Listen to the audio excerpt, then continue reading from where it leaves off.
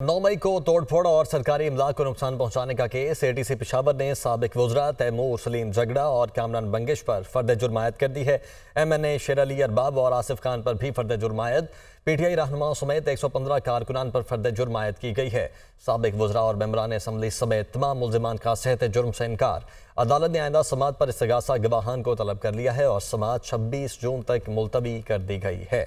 तो 9 मई को तोड़फोड़ और सरकारी इमलाक को नुकसान पहुंचाने के केस में एटीसी पेशावर ने साबिक वज़रा तैमूर झगड़ा और कामरान बंगिश पर फर्द जुर्म आयद कर दी है। ज़ीशान काका खेल हमारे साथ मौजूद हैं। ज़ीशान, क्या डिटेल्स हैं?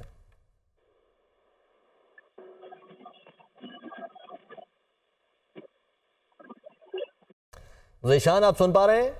जी जी सर, सुन रहे। जी बताइएगा, क्या डिटेल्स हैं? जी बिल्कुल, 9 मई को तोड़फोड़ और सरकारी इमलाक को नुकसान पहुंचाने का एक केस है। इस्तेदादी दहशतगर्दी अदालत ने साबिक वज़रा तैमूर सलीम झगड़ा और कामरान बंगिश पर फर्द जुर्म आयद कर दिया है। MNA शेर अली अरबाब और आसिफ खान पर भी फर्द जुर्म आयद कर दिया गया है।